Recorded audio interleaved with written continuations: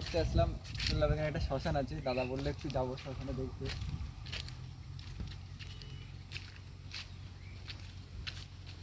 এখানে কালী পুজো হয়েছে দাদা? হ্যাঁ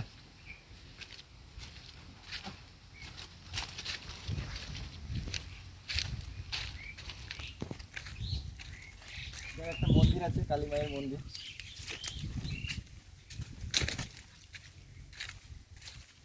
দারুণ বসার জায়গাও আছে।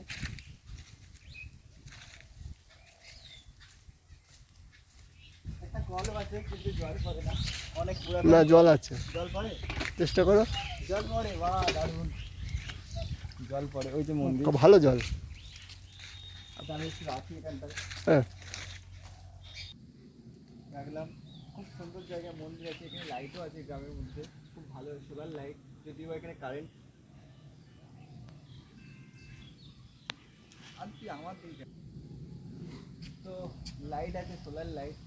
মন্দির আছে, শুনলাম মন্দিরের পিছনে নাকি শ্মশান আছে। যাই হোক,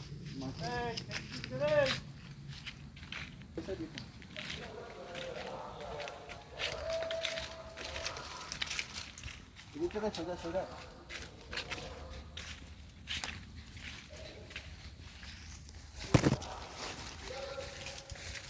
আমি সাহস নিয়ে এসেছি, বর্ষাকাল বলে পুরো জঙ্গল হয়ে গেছে, সবাই এরকম সাহস নিয়ে এরকম জায়গায় আসবে না, তো আমি তাও একটু দেখছি কি করা যায়।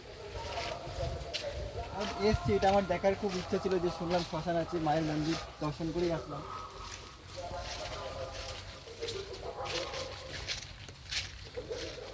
বহু পুরাতন এই শ্মশান বা মন্দির।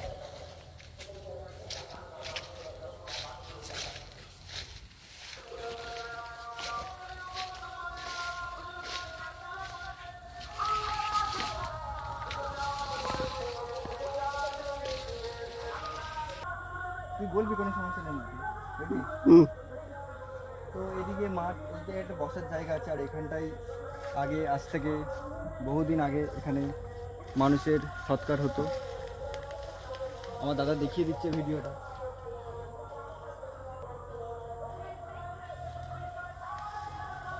তো যাই হোক, এই মানে মায়ের মন্দির ওখানে, এখানে শ্মশান, এগুলো এখনকার দিনে সব মানুষ আসে না এখানে, কেউ সাহস নিয়ে আসলাম।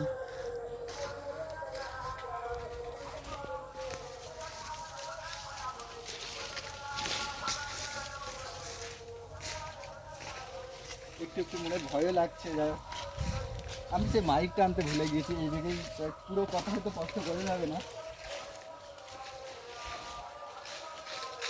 কারণ আমি ইউটিউবারও নয়, কোনো ব্লগারও নয়, আমি জাস্ট এমনি দেখালাম এটা।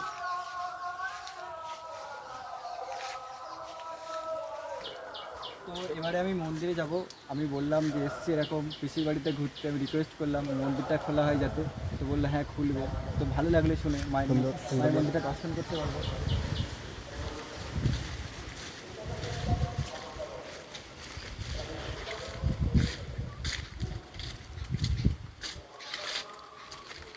চাবি দিয়েছে দাদা? চাবি এখানেই রাখা থাকে, যদি আমি খুঁজে পাই তো ভালো, না হলে সন্ধ্যের টাইমে সন্ধ্যে দেওয়ার জন্য দুজন আসে, তা এখন একজনকে দায়িত্ব দেওয়া হয়েছে, তিনি এখন মাঠের কাজের জন্য, আর একজন ব্যস্ত থাকে বলে উনি দায়িত্ব নেবে কালী পুজোর পরে থেকে। তুই তুই তোর বলতে হয়নি, বল এবারে। আরে ভিডিও কেটে দিতে পারিস, পরে এডিট করে নিতে পারবো। আমি কি বলবো সেটাই তো। ওটাই